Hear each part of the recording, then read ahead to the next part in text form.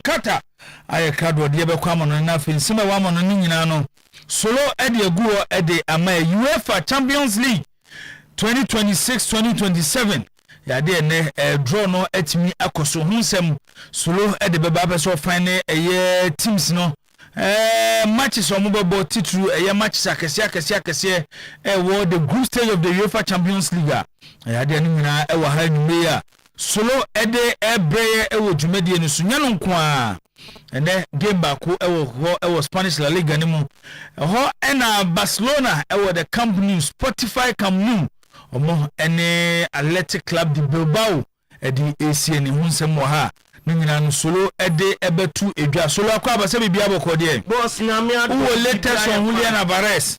Yes, latest on Julian Alvarez. Okay. Yes, but say no one Laporta say bid no mo dey ato on there until say transfer window ni be close na still active. Atiko beto omo nton. No mo nyai say omo catch media ni say omo basa e blackmail omo and omo ye victim of one ni dey na nye player na sofa e omo Atletico Madrid na sofa no. And one Laporta say Atiko mpanyim for no mind games omo play around Julian Alvarez. Agro na kwet say akora wusu ayatobo amount. Yeah.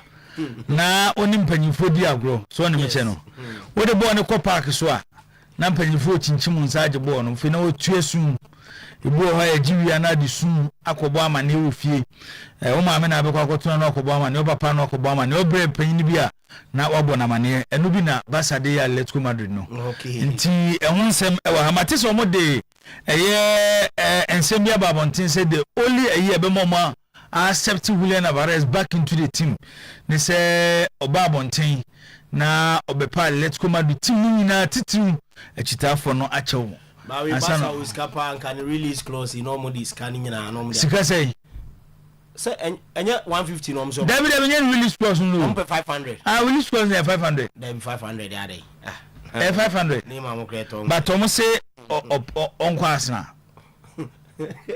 Boy no so on pay England akọ. Onu so on be so be England bi. Won say Arsenal fase din komo. And a boy ne catch Atletico Madrid hierarchy ni say on person be go back to England. And no na ma o catch Arsenal te die. But Arsenal for me problem bi osolo. As a drew transfer more than player bi o so kakra otun so ye Arsenal for ni church omo pen bo omo tin wo mani mi. Yes, so omo dealings ni nyina na ya no omo ye ni loki. Big dealings ni nyina omo ye ni loki. Big club there. Dabi Jibo. On say transfers na ya na de ba ho na udi agra. Oh masa. E be shoot trim no. Ya ndi Monday ya de ho ye Real Madrid ya omo fan na ba. Anya no omo fan no so na the most highest board player in the history of Madrid. Entina make say for a club like Arsenal. Alvarez. Ebi na Arsenal omunya sika no be 150 na. Atletico Madrid ebe pese omo de be ba na. Enti yen chance ye ne yen sumasi dwadi kakra. Ebi ani ate so de amaye. Because you say kosesi a Debi solo. We big club. Sometimes I say pro. So we don't player no kra na mani hu. In terms of skasem there, Arsenal nyan do sa status no. Status be. Status na edisi ka. Sa 150 million and let's go. Arsenal be fair. Na so mo to declare say. Debi on tell the mechanics. O ebia wo mo be to ba ku bia femba Arsenal nyan known for omo players aboard omo ska pa. Obi teams ni bebre o ska but omo spending power no. Udu stage bia na be so woni akesifo didi a. So atem jina say. Be Arsenal jina Sade Alvarez omo ade na person hwe Bryce won England. Baby Arsenal jina prim pa omo say pa Alvarez. Afa ni mahu de ntia woni aba. Oh that mini problem mini na say team ekuta Arsenal. Avon be hwe de bia menka office. Usro. Menka office a fi Arsenal be hwe teams in England. Be bia menka. Usro ehu na na jibo Arsenal team obetimi a show bia o Europe. Solo enti ewa mono ni nyina solo de beba eyebewura Nigeria. Okay. And then ebeto dwa say Nigerian Football Federation NFF omo president and the Alhaji Ibrahim Gusau. Yeah. O say ni dwumadi a odi edema NFF no o de aba na wiye ontimi nto so bi mo resign okọ 4 years ananka yeso wa kwanya senka Mosako ebieni etu no so aba na yin no but also her pressure and yen mbuase say to Nigerian football ono agye atum bema beyebi wa mama yeni nyina ti pressure nti was step down I want me entoa adwuma ne so binti yeah general secretary ho nyina step down ma resign so want me nya adwuma ne bim you can say pressure na eba no ano den said Nigeria force atwe ma no de egu omo so no enye asem keto but oba Ghana Accra osu eho de oduru ho ade etia na etie solo ahomana ni ehwama ebeko Nigeria na yakudi nkomo kakra dienti na ama orua Alhaji Ibrahim Gusau NFF Nigerian Football Federation president o se untimi entoa n'adwuma so bim ehonsem ewa ha yebefia komoni bi yebedi ochina Baba Yara Sports Stadium Democracy Cup ebaso na okopiem Baba Yara CCA ya solo rehearsals ekoso kwa echina mbafa so unze open ceremony nyina wo mo asem tizo ko makoaba so position ye dey that me special duties sa me ni organizers no na ye kokko sort accreditations ni ade okay na eno na ade sia ade aba odi atunu ko no Apostle akonya sechi VIP special ticket enumre wi amensa amra ho na megin famre okay nti eno so nsem wa ha owura Simon Ket Okraku Ghana Football Association president o say Cup of Nation qualifiers eba so eba ni Cote d'Ivoire di ACN no eni bre bia ese di ko game bia no ye de ebe ko sa game no mu Stanley Menzo technical director edema anase director of football edema Asante Kotoko wakasa ahead of a China game eba so Baba Yara Sports Stadium ni nyina ho nsem ha ayebedi House of folks so 2000 Champions League any Super Cup squad no so the players na start here omokeka majun cha hariza ko anopai ya de bi etudwa omoguso kasa se players ni bi ko person mo kire se owura hariza ko yo trofo mo former chairman o former chairman the made 64 battalions boss and personally me one of those players said in komo say one in player crowd na ono say Jacob Neti o say nya no kre so na captain I want na captain team no say nya no kre na ska krom promise o mo no in 200,000 no na ska no promise o mo for winning the African Champions League any o mo Club World Cup the Club World Cup number no panyumfo sa ka chom okay ye ka say be ma musei but because yanko Club World Cup tie ho sika na ama ntie bete so no mo sa tie so kra ni sika na na we so mo san nya no kra na anse ndu but ono de o ka che me say onkai sika no what ye de mo bat emben ba bi a chama ye kan onkai sika de man o de bo say onsa ache Jacob Neti o say onkai bi na san go mo de ka de anko be kai no o say still o mo de o ko $25,000 for Africa no any Club World Cup but was this kind of 10,000 crowd shows a bedroom. So there are some players almost J less than $200 BJ less than $500 near we any sembebre any aboabo no de ebremo enumei ewo highway sports so ubetimi do adwen kire aba ewo abrade fa 0241915555 0241915555 say SMS and WhatsApp ubetimi dia fa YouTube so he kire kwan ewo Oyerepa Radio also do message fa be kan e dia na Facebook so Oyerepa Radio ho nyina no fa messages fa enumei yebenya bre ene adaje ne yetimi akenkan mu ede amount ebre no so ne bie line na 0322494401 0322494771 enra yenya kwanya amfa ma yetifo amamo ntimi amfrentine yebema mo kwan no mabadwumedi nso na fo mo nsemo mo no omatimi ede atu edwa abochefo line so no solo yehene emfa abochefo line so emfa entu edwa emfa emomo abochefo line ye 0538101091 0538 na kanya bote 0538 101091 0538101091 iti mama no ne no say your WhatsApp and I said direct ko ye bie line na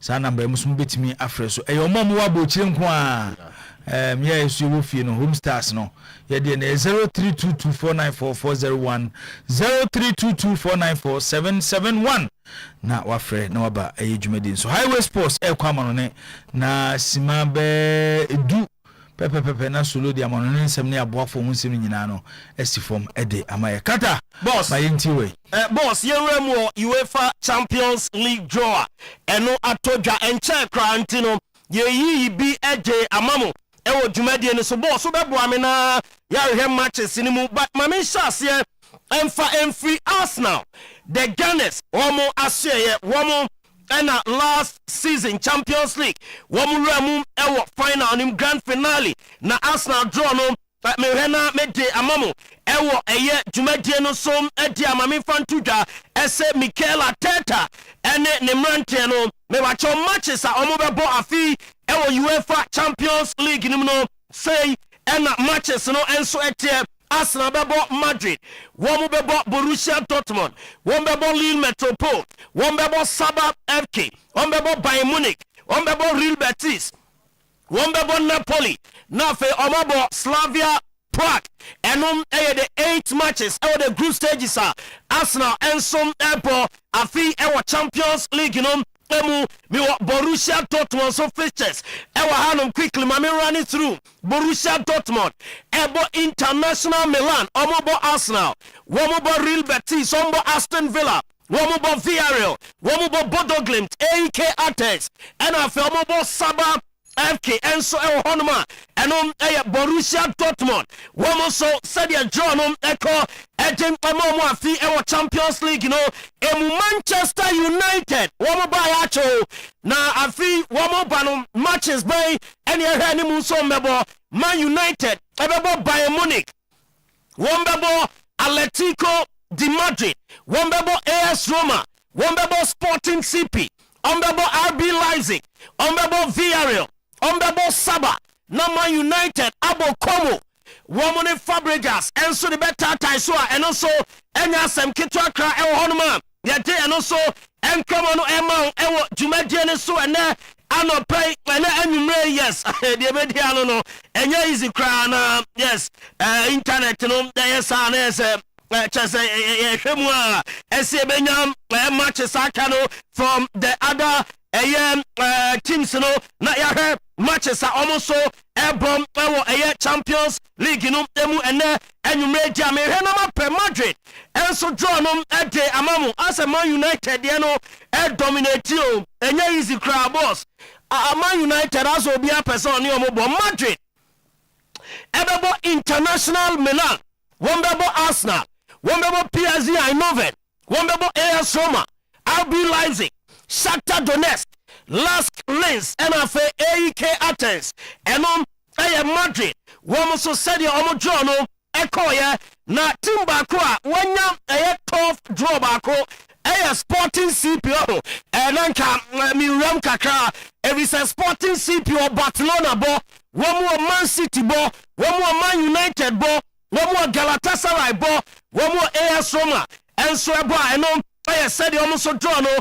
Eko eje emomo eno so nkomo ne ba awo tumaje ne so na enwumre eguso a ereremu a na ya hwe matches ni nyina na ya de amamo ewo aye tumaje ne so enwumre na mehwe so a me pe Bayern Munich so draw no na me de amamo me hwe na me de Bayern de no ababa before some de Bayern de no beba no o de wanya ho aha I boame na we no memo Bayern kaka Bayern ebebo Arsenal menya wa haye Bayern bebo Atletico Madrid Bayern bebo Real Betis yes Bayern bebo Manchester United Bayern bebo Bodo and Glimt Bayern bebo Lille yes bebo Slavia Praha no mabo Viking we any teams are Bayern Munich ebebo yes enti eno ye Bayern Munich enso edroa omo enyane sa kese fone de say ati omo de ni nyina de ato form na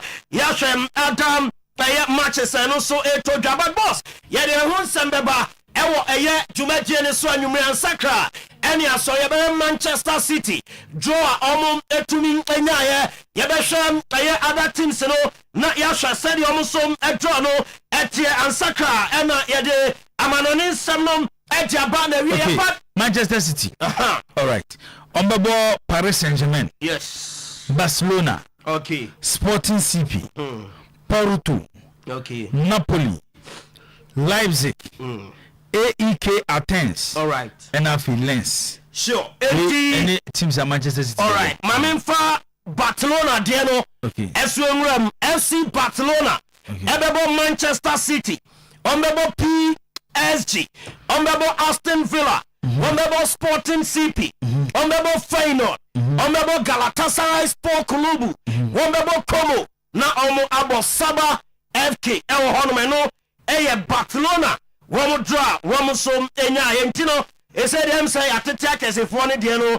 Eri ato for one. Real Madrid ne Arsenal game. Madrid any Arsenal game. When you say Madrid, I'm share Arsenal in the Champions League game. That. Oh, sir. Yeah. So the last time we share Arsenal bomb part to part, back to back. A away game. So the Real Madrid. Absolutely. Real Madrid home games, you know, Inter, PSV, Leipzig, and Lask, yes. And away games near Arsenal, AS Roma. I mean, who we need now? One we are now. Arsenal, Roma, Shakhtar Donetsk. Shakhtar Donetsk. And AEK. And AEK Athens, yes. Matches are unbebo and on unti. Nyame ya much na won say ye be rewura matches nim na fe ya have permutations no ne ya have probabilities ne ya have teams no baby omo nam no any probabilities won be rem the knockout phase of the UEFA Champions League. UEFA are filing criminal mismanagement complaint. Editor FIFA president and the Gianni Infantino na UEFA HMA and saying Infantino yadwene esa World Cup stake no Tombi best $4.2 billion na kwa Ghana private entity about running World Cup no Jama FIFA na enkrofo sorry tia ye say ade no Infantino te wa no se da bi samantropia ade enkrofo won be man edin ade ayeme ena odropia ade no ade ema omo na UEFA ese ade na Infantino ye no wo report no enso ade no ama apostle from Switzerland ama ma chokra cause omo pe documents e dey back omo case said abaya won betumi Ejem Infantino eremu akota wasade no na adwen so obeye no ehu no free eba Jamie Carragher boss yes Jamie Carragher enche so when you sika be say £800,000 you be declare bankrupt now yes Carragher according to UK's tax payment and custom authority from HMRC. Yes, Jamie Carragher say on TV so debi o carbon microphone or tax bill be £700,000 to £800,000 also kia. Yes, so running yes can tino. They say there I don't for anya kwa imwa na oman ko tax bill na free one ma and on betani so Jamie Carragher ni see crack no ya je area kotia ni tax bill ama ya declare bankrupt so no anka so ti wono enya de obenya sika e de abot ne ho bra enom aye de free or eba ya de mamo ewo dwumadie ne so Jack Grealish eno me kan say Sunderland Ewram san komo pe Grealish but yes Man City akacha Grealish say omo pesa womo side ne ko Everton now ko ekosi akan on loan season is so wasan aba abepiem ewo City enom de eba Gabriel Jesus and mete say Arsenal first team training no womo na frame ni nyane say Arsenal coach Mikel Arteta so mo expected say Gabriel Jesus ebe free Arsenal bobo ko ni wuntino womo emfa enko share matches biamu no akopra amasika akra womo penomonsa entumi anka boss Omama Mush said the express about City and na Omon Vili Savino and area ya Omama Mush the latest addition to Tottenham Hotspur one way team na mete and also I won semno etiamao ewo tumeti ne so Leon Goretzka one also join Aston Villa from Bayern also a free agent Canada now Unai Emery Leon Goretzka chi pa e say the omanya signature kosi akan e de ama Juventus e de offer na koto Frank Yannick Kessie nanim e 2-year deal and e de amano na yes Kessie or any agent and the representatives guswa assess a dealer Juventus e de ama and also and common eba ewo Jumadie no eso boss Galatasaray afraid o man meeting Rafael asking price no 45 million euros add-ons count na scan be tom no na Rafael akache AC Milan say what is Aston Villa epese omo edebit eba entino say Aston Villa bid ne beba obetwan onko gala ewiso GDS Aston Villa okonoma ehonum ebeboa no ede achen Galatasaray Sport Club eno eye free Rafael Leao one so na so eba ene enwumre ewo Jumadie no eso Donek herbal mixture a male vitality eboa premature ejaculation eboa STD ahodo free ho me ba cho Donek good life herbal tonic no a loss of appetite anemia when I face so menstrual disorder ebetu ase ejama Donek co-bitters and also onomo cocoa afei so constipation eyi edi free ho and a Donek malamix no for malaria fever afei typhoid and stomach ulcer eboa etusa nyaro nyina se edama Donek eno ni bito ewo eye Ghana baby a enkran Kumase Sunyane afei so Cape Coast takwa Manchester Nkofoidua Techiman na eho nyina edro ni pi ewo ho friend 0246 727677 0246 727677 Belmont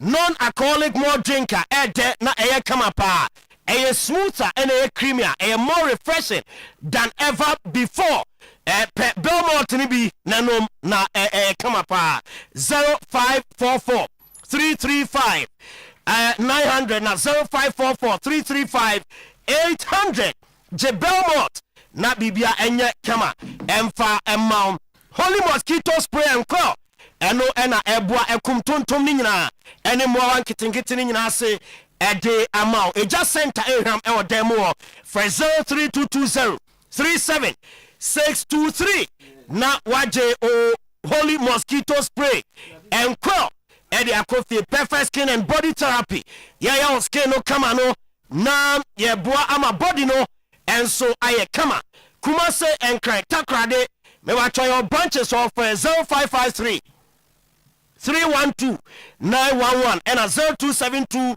45 hotels, guest houses, restaurant, money bars, decoder no, AB installation obey recharge obey Abiport Junction ship mu eho and our 0556 28 7757 Eagle R Basu Monday 31st August 5-day fasting and prayers Pillar of Zion Church International and Ede Jumadie Eba Kumase Swami Takra Makro okay.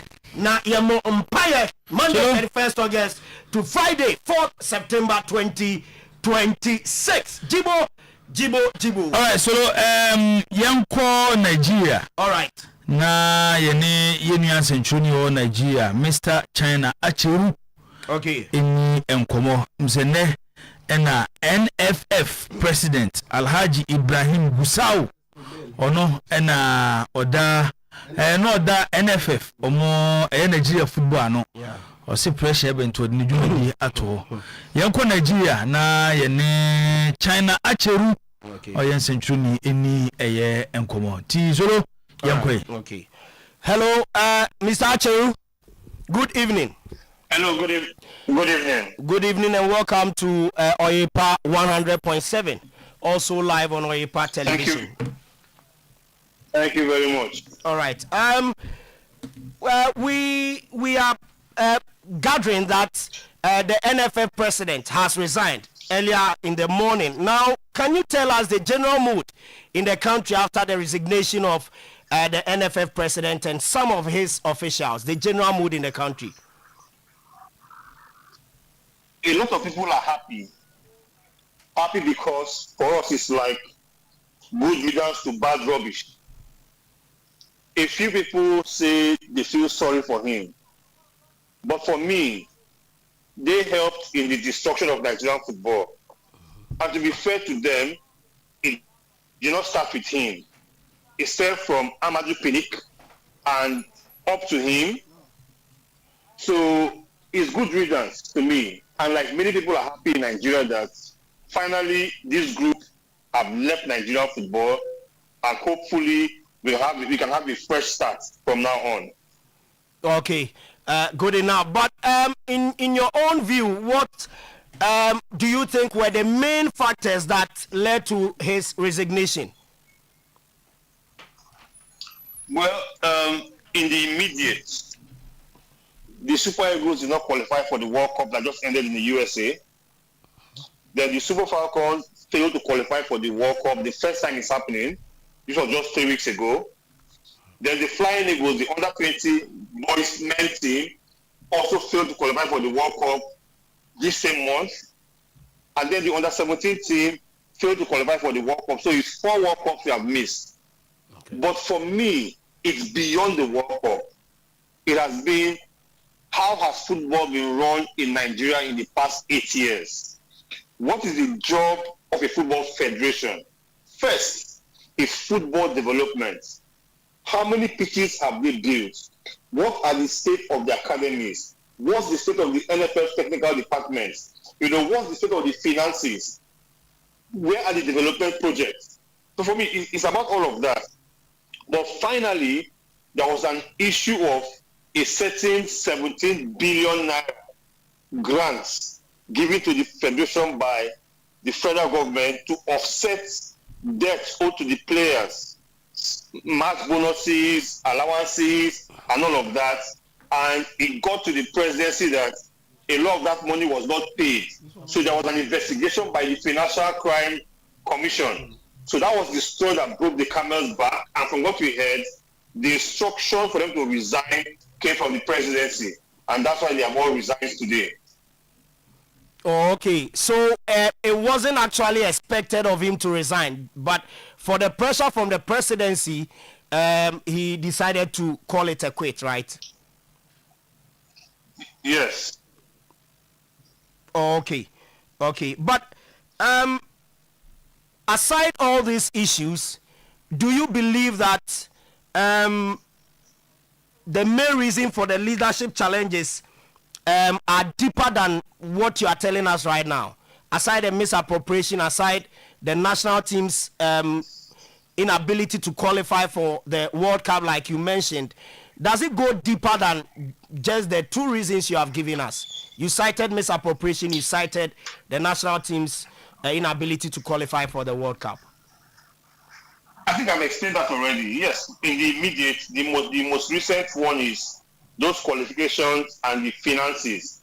But I'm saying going back 8 years, and this goes beyond the current president, right from Amadou Pinnick, Nigerian football has not been properly run. I said that earlier. From grassroots development, from having a structure in Nigerian football, building of football pitches, the academies, the technical departments, our football has not been properly run in the past 8 years. And all of this has led to what happened now, which is failure to qualify for the World Cups.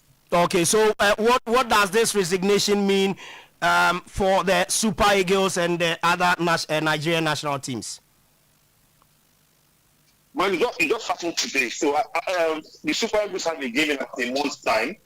The fact that the board has resigned does not mean the secretariat will not be running. The secretariat will still be running. What we expect now is for the National Sports Commission to set up a normalization committee that will steady the ship until when we can have elections for the Nigerian Football Federation. Now, there are rumors now, the names of Amadou Pinnick, the names of Kunle Shoname, who owns a betting company in Nigeria, the names of Silas Sagara to head the normalization committee, but we don't know yet. Probably by the end of today or tomorrow, we will know about the committee that will run Nigerian football until there will be fresh elections into the football house. Okay, that's fine. But I was just about asking who is expected to take charge of the NFF now in the interim. You mentioned some names. Do you think, in your own opinion, do you think that some of these names you've mentioned are the best pick to lead or to be part of the normalization committee? In any case, they are added to the committee to run the affairs until a new leader is elected.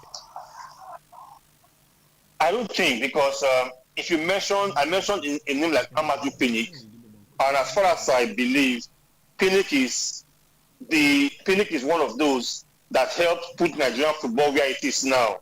His 8 years as NFL president was this thing. Our football kept on going south. So I don't see how he can be in charge of steadying the ship until there are elections. For Silas Agara, he has been on the NFL board before, and he has been a member of the Federal House of Representatives. For Kunle Shoname, he already owns a football club, Remo Stars. He is the owner of Remo Stars, and he owns a betting company in the country.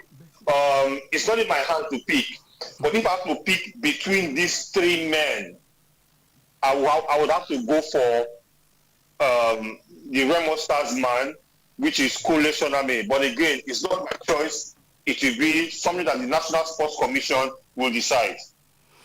So, per your explanation, don't you think that the resignation is going to create a lot of uncertainty rather than bringing stability to Nigerian football?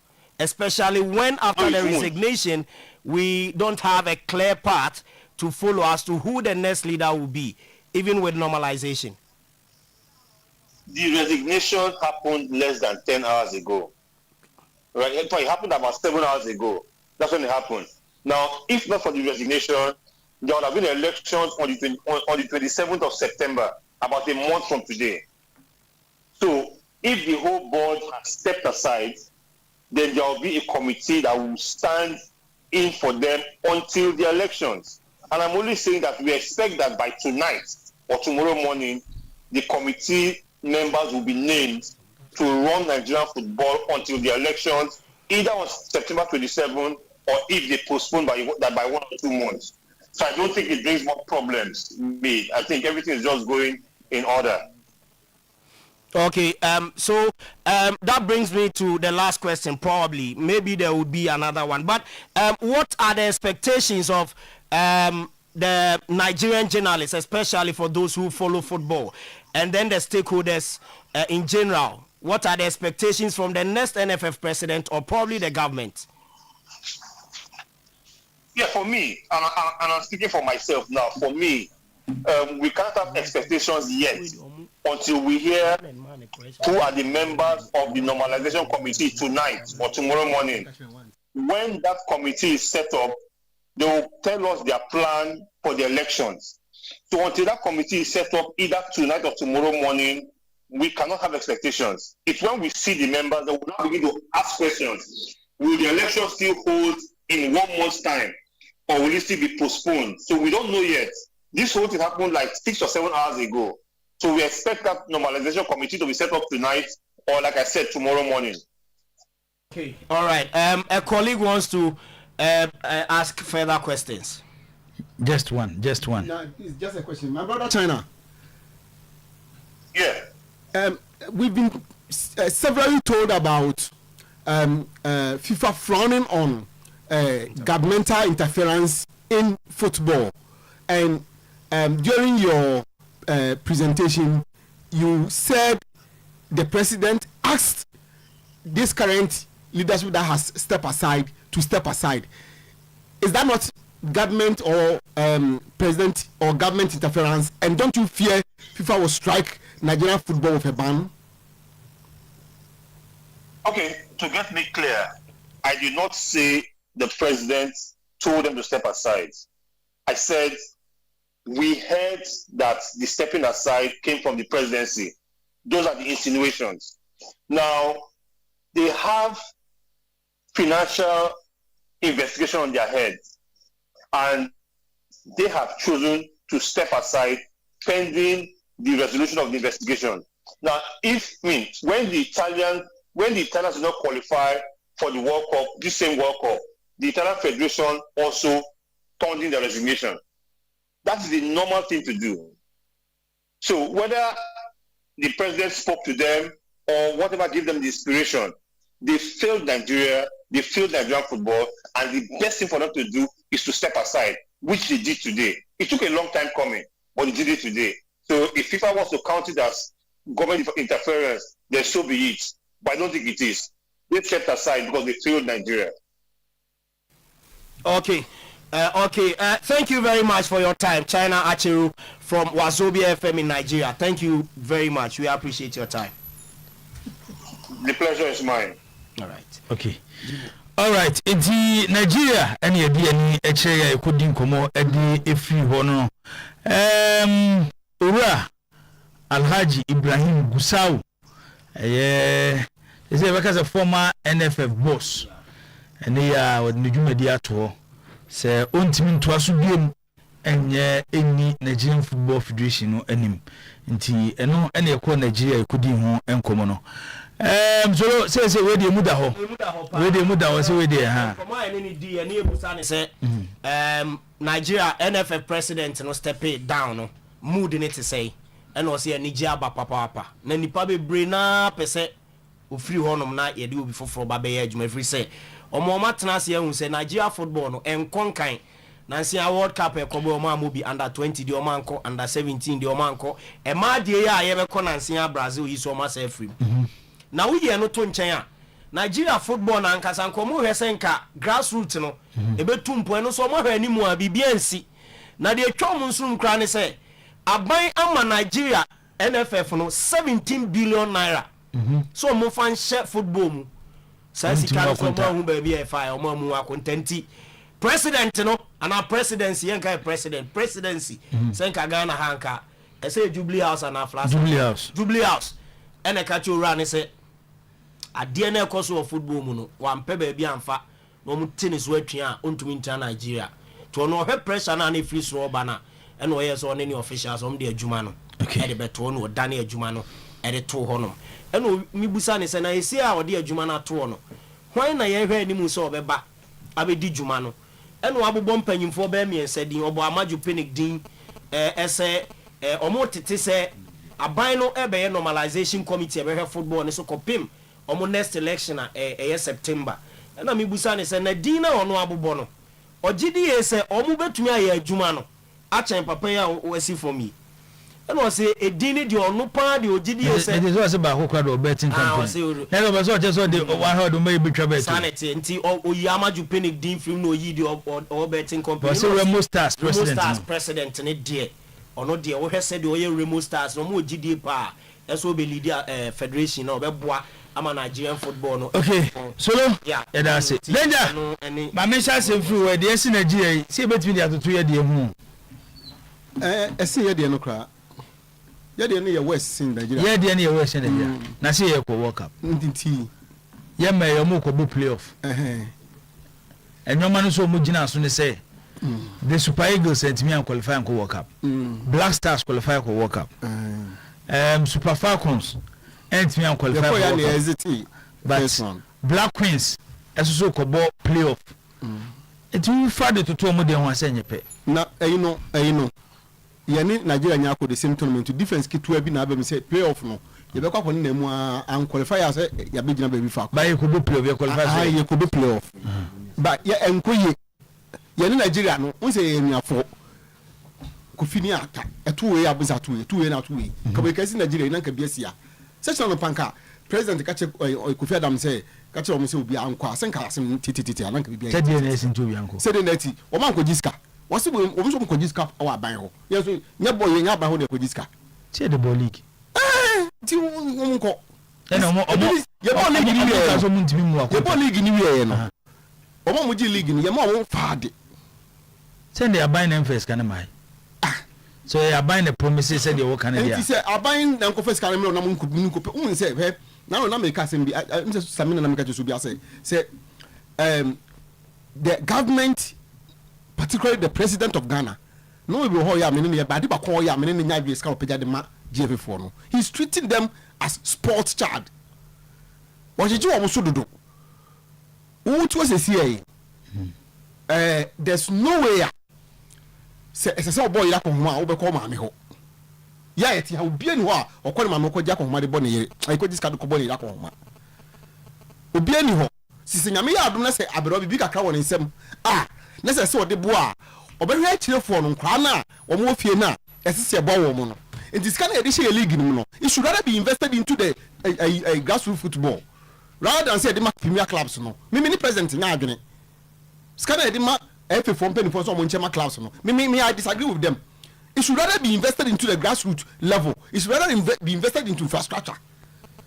No more ko music am for mbra you tell me ya boy you ma ko homa o me boa hwane wo hwane ya wa hwan na okone ma no ko jiska de ko ba ko homa na say papa na say obi ko ba ko homa o ware dia until the so so re not operate no when you think you're on your own we will be pepe yeah dia no enkoye ye ball na enkoye omo so omo nyina nchen pressure no be fi bia na bi so ko omo so media for no say okay the media for me some of the media for me has been muzzled enti no ye de ye ti say kakra bi na be ye ba omo be ye no enti pressure no kwa me nka say fi media no emfi ba bia to me wo no o say wo say if presidency enti ya so de na fi presidency ni aka chom say omo step aside say if presidency I may step aside say first time because you ante presidency tell you case wo ni obi apebe bi nyina from the presidency obi anya be to quickly o me declare home crime scene and the soldier police send the BBC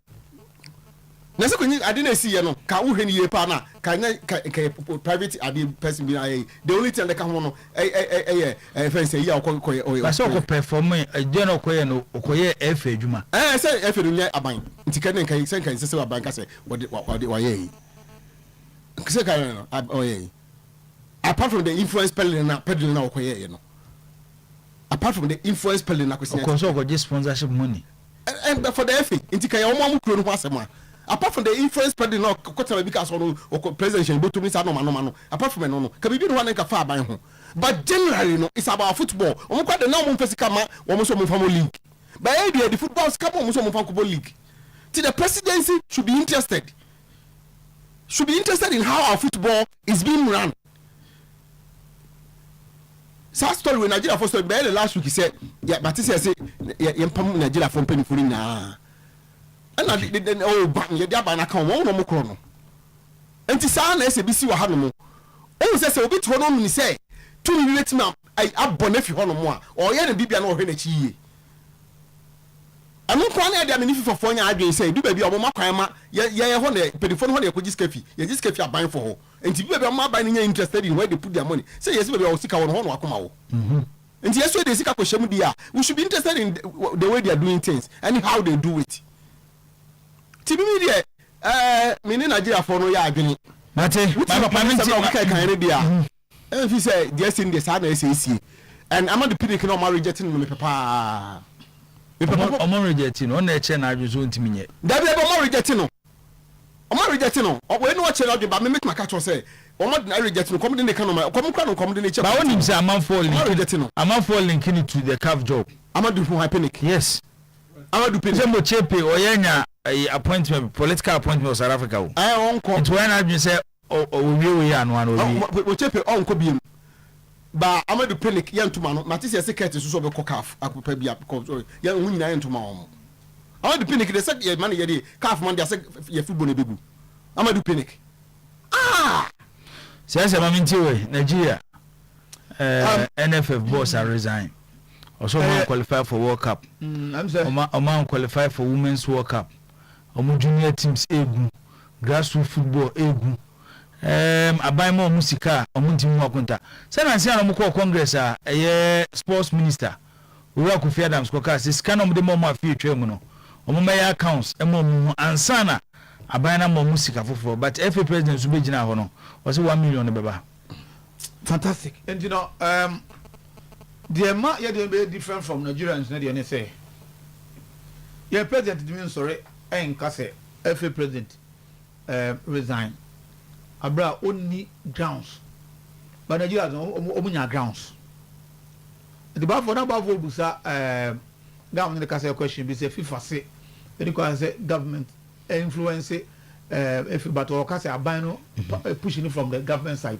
of course be from government side the same FIFA na kase baby abano de sika eto no aban no also demand accountability pajoga o just say e here no about the 17 billion that they am almost say mon fan to the winning bonuses of various national teams no e ka mo de om and as can an churchia e bia ko di baby e han abano every ground so but me a kick off because almost sika o de buy no o mess now at Ghana ha ye nya sa ade bi obi on to say bia the honorable Kofi Adams asema wo kan na F no abeye accounts of the 1 million Ghana cedis no na team bi at you say teams ni be say yan sanka says kano you be na F na vanko that it gives abano a lot of grounds e man here in Nigeria for ye bi but just what I say say obi be team afọ so dey a member say national team ko amfa there na football people no for no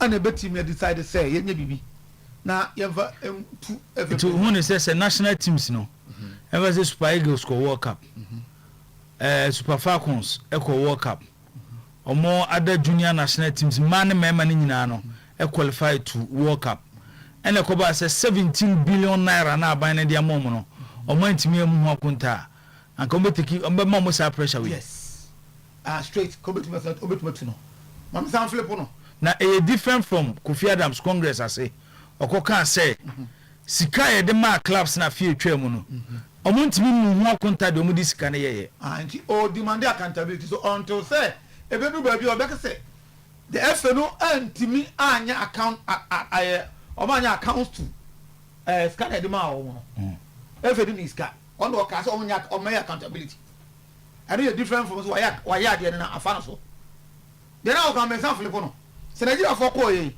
all the foreign teams and World Cup and omo me say property aban sika bia aban no entimi emma out to say the openly o pushy say the way ka say e government dey push you no o ta say and the man qualify aban no e o be because behind the scene was go for kutupa say onkoye the moment aban di be bam say aban na be remove no na FIFA abom na FIFA no at the sanction abeto so but what I say me too and the way no no there sana akoye so until second na bet me establish sana money bi no aban entimi sorry enka say Nigeria for aye yes you koye bi it's aban no interest there then omun demand all these accountabilities from the FA no na sky the mark clubs no na ye hu say the sky national teams ho na ye hu up until that do be see the aban entimi me esa dey no football for enye de ba sana football ene niema tila FIFA na catch us baby aban dey sika ewura no on say Africa oba various FAs no holding the national teams in trust for the government or mine there aban the bohoka and for that matter say oje one city for aban ho a so ko accountable to aban no but so ko je one city e aban no won ti manya accountable to aban na then aban ni bom say one Mr. property di wo pamo a FIFA ni asem bia ka ho ti Nigeria asem a de o si FIFA o de senka so make senka and yes can one Mr. property and go the FIFA I issue statement Saturday yacho last week and also Saturday yache aga FIFA the one e be basa ka chop say omunye careful they should keep off from the government no need home free but at the end of the day go for no so what dear they abide the amount of our go down it is a capability there na you think you be jo but we cannot say that because of say any idea okay so it's good to say this Nigeria you know you free ho na ebe mo kwan because man there ya pa Africa ha na the most qualified team to the World Cup 10 times they've gone 10 times I go bia na you have 10 times champions this year Nigeria team make it your opportunity to play in the playoff mpo na go play of ribi ni asan show me dan say captain Zach Kalakabre na menko echedi woni nhwe ada story saka asum do say okay $2.8 million bia ya de ma fefu so omunko si legacy project so okay eno ye 2022 Africa tabai yes and Ghana buy and you World Cup ni scan bi nyan say ye hu ni say ye rent hotels ne den no every 4 years ko convince am say they want to build a legacy project and key among them 40 room fencing hotel pram san be ya e better cost so think a place ba instead of say rent big hotels with the 5 stars, just a standard one.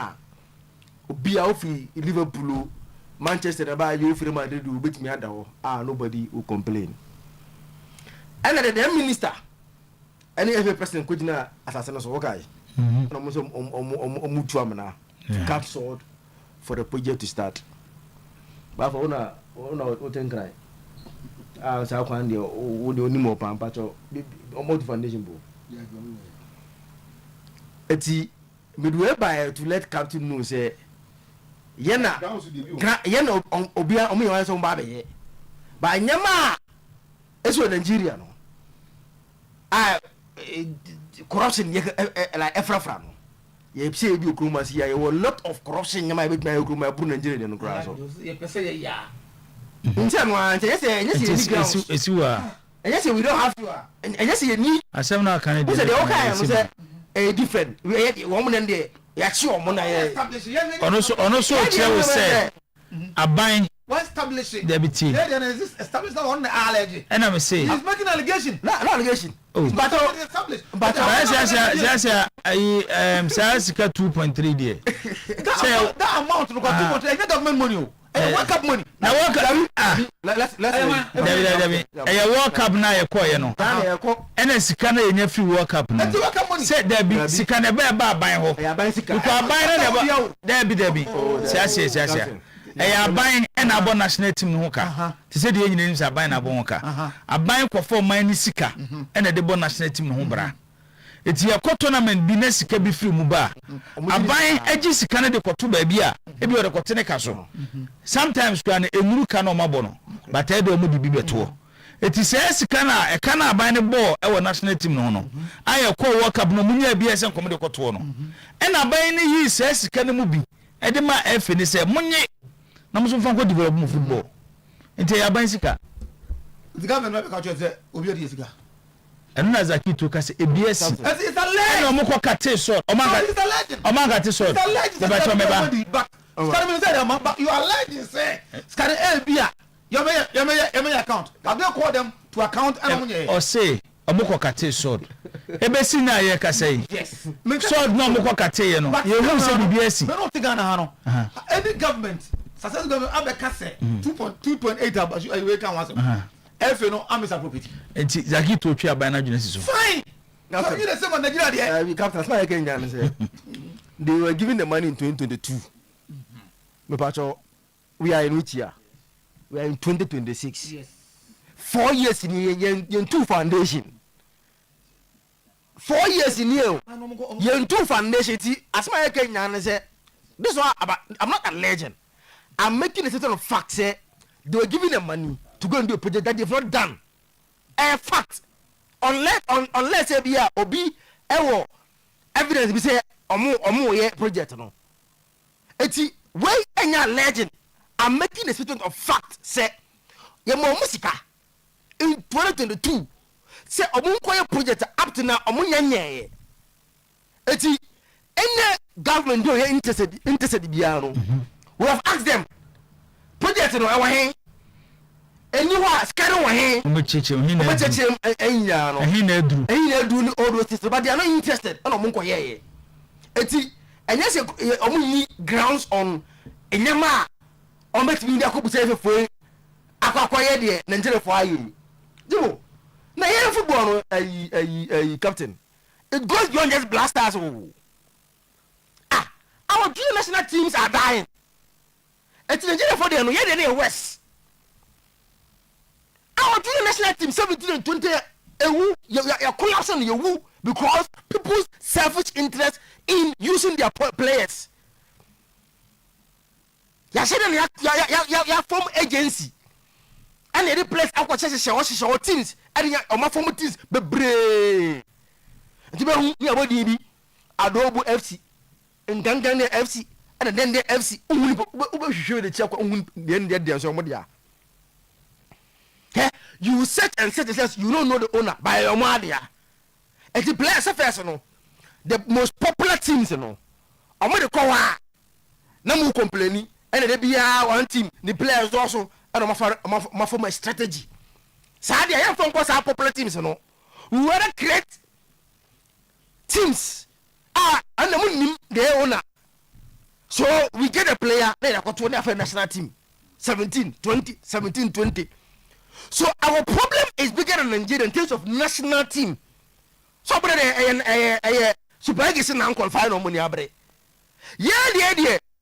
The 17 and 20 that have the responsibility of feeding the main national team. No, you collapse no. You collapse no. It's in terms of national team here. Yeah, problem so but now will come back to whether the government are interested or not, because and Akufo when they were interested, we saw what happened.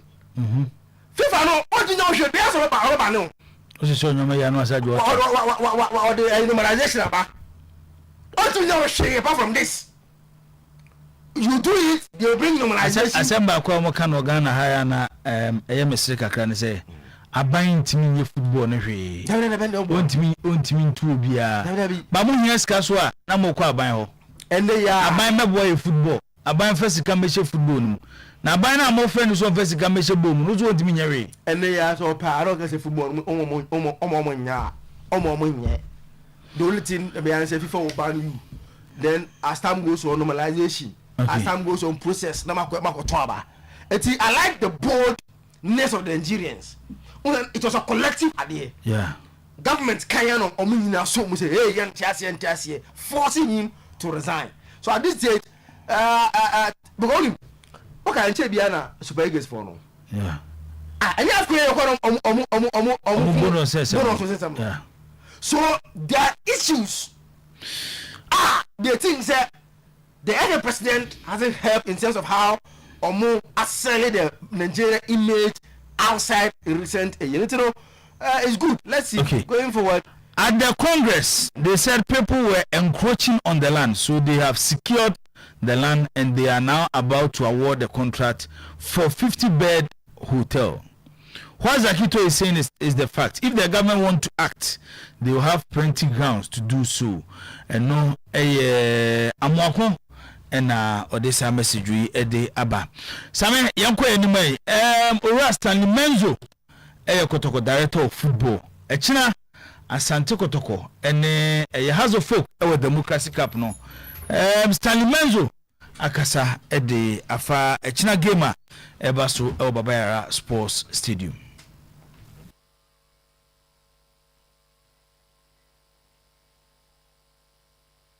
When you try to build a new team, sometimes it takes 1 week, sometimes it takes 1 month. But we hope we are on the right track at this moment. And it's a good test tomorrow. You know, pre-season is always friendly match, and you make subs so everybody make minutes. But tomorrow it will be like a normal league game. So let's see tomorrow. And well, we are very confident, but still you have to do it. You have to show it. I think every professional want to win trophies, and if we can win a trophy tomorrow, we will go for it. We want to win trophies. The professional, all games are important, but because this is two rivals, it's different, I think. But that's football. It's everywhere. Where you play in the world, rivals. Those games are special. I noted this already here. Yeah, let's see tomorrow. I'm looking forward to this game. It will be my first game at this level with those two rivals. So I'm looking forward. One thing that's important in football, we have to enjoy football. Football is to enjoy for the fans, but also for the players. And I want to see a team, or we want to see a team that enjoyed playing on the pitch. We want to enjoy the fans. That's what I want, or we want to see, and that's actually the message for tomorrow and for the whole season. When you enjoy something, probably you will play with more spirit, more enthusiasm, and work hard for that. And that's actually what we want to see. Of course, we brought in new players. We'll see tomorrow where we stand. Pre-season is tomorrow gone. It starts tomorrow. Owura Stanley Menzo director of football at the Asante Kotoko and odi atudwa say mochina game ni de e sha say pre-season ni nyina wie na so mo wie bibia na omo body team ofu se baby omo du no omo bom ho modern by team building no ebu etimi taking na watch ba ku mienu miansa but still omo guso ombeso omo build strong team at the Asante Kotoko na china test no e be kire baby a eye team no edru Obed maminti you. Yeah. Menzo Ochna be more like a homecoming to the Baba Sports Stadium after only Eric Tinkler on appointment, and also most of the new players. Njokotoko almost start your pre-season. Boys nibi oha. How many team in pre-season during the observation stage? So far, more value Danlad was part of the observation stage from Kumasi. But Danlad needs no introduction when it comes to the Baba crowd and the behavior of the Kotoko supporters. Abdul Kadel, new player, honestly observation. Isaac Opoku Ajimai, Wabo Ghana League, Ashgold, Vision, Samates, new player, or observation by Wambo Baba Sports Stadium. Then we should be say Emmanuel Sanja, honestly a new boy. China no be tasted the Baba crowd for the first time as a Kotoko player. Ange Kofi Biniman also be tasted the same thing. Aristot Tamuzi, new guy. Omar Ali on say in his video he admitted that said Ghana Premier League than to him say Kodo is a Ghanaian from UAE in an Bobo also be tasting new time. Then Agadas needs no introduction when it comes to Baba. Emmanuel Mama or China more of an introduction for most of these guys. Minyayan Kebianke event with the Kotokonani event and then Kebia Waton in Safreha so that they can control the environment. Maybe I'll make me on Valley players walk akra. But say we know democracy cup no dignity say bano. I have time that when it comes to the security aspect. It won't mean more time on fine on your massa, but can crowd ne bit me abananka possible. Kotoko can use this crowd to unveil some of their players, get some decent images and shots. And also the audience on say untimi on very players na stadium where empty and you're good for marketing purposes. The event can nipa na basa nanka event bi sa shebu bi abe some minutes and I be about first half na we be sa oh that would have been interesting. But first impression matters. You play after one game. Some far with your grand spirit it mythical. The image create to supporters need 3 minutes me everlasting. To be a brepa and son with me wipe it. The first impression I'll put you up in terms of performance. And or channel like this, you'll be hoping that most of these guys will get a good game.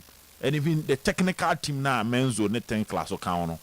Or channel pan a football say go for your mobile and ban so my mobile so media grow. It's emphasis on beautiful football. Gives me an idea of what they want to achieve. Uti omun common bia Tinkler, men's omun common also. As a see a ball no supporters never stadium money enjoy. As a see a ball no with full determination and seriousness. That is one thing I'm not so afraid of because a new coach, every player want to make a statement. Tiana and you didn't order that. Be a bob 10 weeks. Now be say when you're starting 11, now boys be a start ibu. Yeah, training said then come my embo, but they are not mostly some of these foreign coaches no. They are not they're a bit honest when it comes to their selection. So there's always the window of opportunity for a player who is even on the bench. But Ochina is not going to be an easy one for Asante Kotoko. Too much changes in the team. And when there are too much changes, there are not chemistry, understanding, no coordination, it takes you time kakra.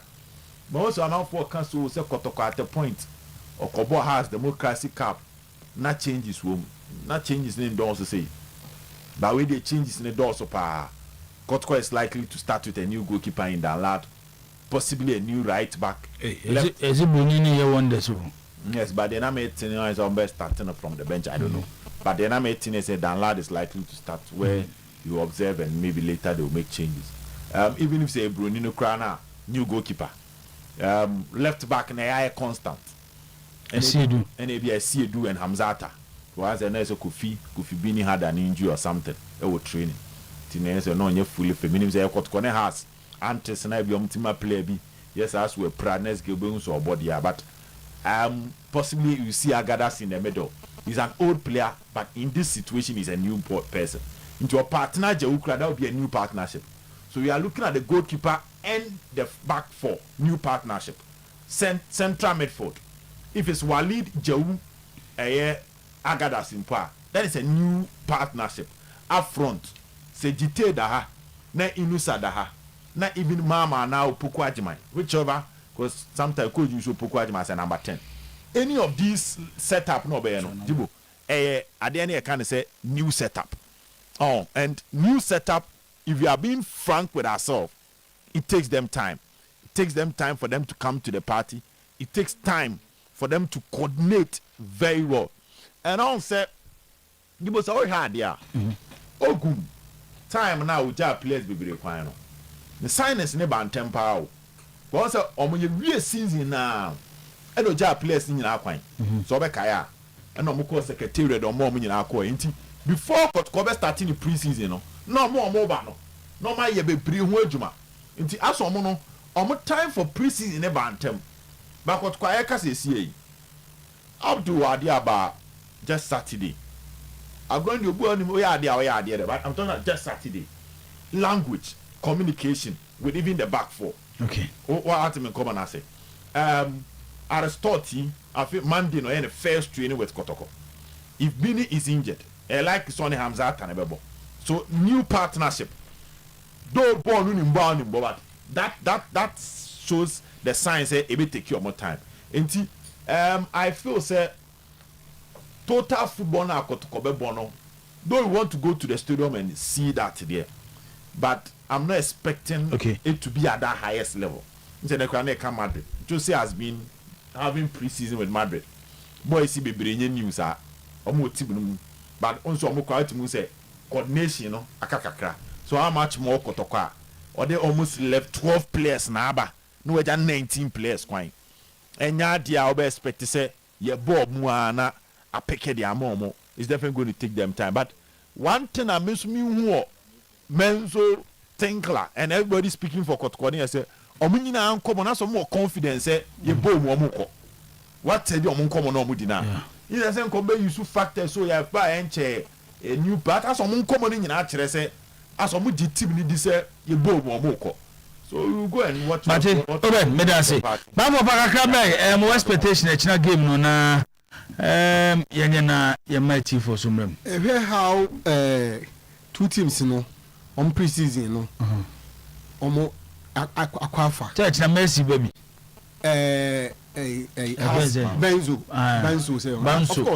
Banso, yeah, the neighbor. And he also yeah, so has for now. Supporters, Oma build it up with 1 Benjamin Asari, 2 Omode Alessia, you can say me, and there's something has supporters, Ebabe. Kotoko supporters, Ebabe. The various players almost Les Banso Jita, yes. Kofi Bini, Ombabe Jita, Ediam de Mani Imputu. Into Ombabe Imputu. No over Bini. And so often Imputu. No over here, I trust one Imputu. Yeah. TP Mazebi. Yeah. No over the Moroccan goalkeeper. No, so the man. My information say it better than that. How I wish the Moroccan. I say I want to train there. Yeah, I want action. I will show when you action. The Moroccan. There's something for. I can't so do quite career back because no the boy show no but na hanging our way. There's something for both teams, the supporters, and even general football fans to come and see. And for me, if you say and no enough for say conform yeah. And a Panama casting be and with me just some few seconds. MPs now more Ashanti region. I was a regional minister. Or while located tickets be I'm so watch the social media platform so. Well, that's good. But me say MPs no. Obi afa at least nipa 50 from the constituency. Either the organizers or teams know say him. Time you need to sit down with them, engage them. Yes. I say problem. Organizers, no. Yes, we need to engage them. Yama Montias say, Mudumedi Amudin was Santimantemano. Ebi akotoko no so muntimi nyim free. Yes. So atre me chana say. Yes. Ti edum pempen so bi a maybe a bibi kakra na mo de bebo atim na mo de aboa. The same thing with regional ministers on one kind. Yeah. Any MPs, regional minister one kind, MPs almost go greater Accra. So the mechano. Na ye nyina almost de boa ha sa we boa kakra. Ade ba kwa ha football na ye hwene say. Say no. Unse traditional teams nyina na ye gu no. And look can be na man for stadium no. Of course. As I say, a deliberate effort to make sure, say, for instance, Uko Western Regional, in as much as Mediama is doing well and me applaud Muspaka for the oil, for instance, Fanisenka Hazak is no wise. On any day, those two teams will give you something. Fanisenka Dwarfs, any Vipers, Cape Coast. On any day, they will give you something. But for Kotono, any FNC, be united. On any day they will give you something. 0322494401 0322494771 and I feel mom woman no 0538101091 mom woman on 0538101019 obetia frɛ na obadwumadi so din baabi akasa fina de wasmato so Jibo radio tuga Eduardo Roman Hill. Tuga yenko. But Nako Foundation wa beja fu nyina mo boy juma. No kre many menzo ya agene probably asante for supporters. The way ya break for the past 2 seasons etwamu ni. Yes, entertainment football. Yes, ya gba bone kwa. Ya gba Accra to folk and the Democratic Cup na ya dia ba fumati ya ni wi a akonti bi da yenima. All right, Tuga edasi yeto aso di mebi akase finado wasmato aso.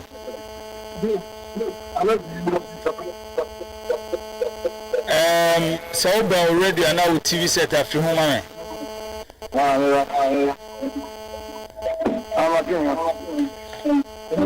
Still online no my problem kaka ewa ha.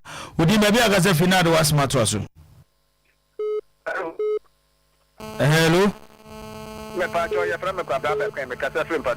Okay, Ken, part of your team. You me go my basopa.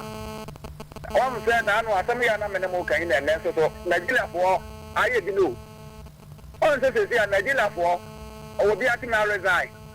Clap one watching me resign. That is 1 month me resign. I was someone I'm putting me cover Musuja. No more resign. If it's just 2 o'clock, 1 year. Wow. Yes, I'm a moment to Hello. All right, yate yadase yentwaso. Odi mebi akase finado asmato aso. Hello, Jibo. Yes, sir. I just want to say something in London. Okay, Francis appear London yet you. Yeah, match you but me with us and the second leadership we as a match you move for serious bra. Sir, I mean, who seriousness from you? Yeah, I mean, who the girl from my match so in results, you know. I'm not going to copa, but you mean who's there? The leadership, you know, why you serious about this match? Cry. Okay. Yeah, that's you. And bring almost the match. Yeah, Papa, me that's it. All right, France appear UK that's it. Would you maybe as a finado as matter? Settle Rasta, you settle young quay. I don't just say a match not bad between against us to book. But I'm just going to place never in front of Bento Mochi. I to make me a share. No matter what mean the place. Born anymore. It's somebody has to no over. All right, settle, yeah, that's it. Would you maybe as a finado as matter? You know? Yes, sir.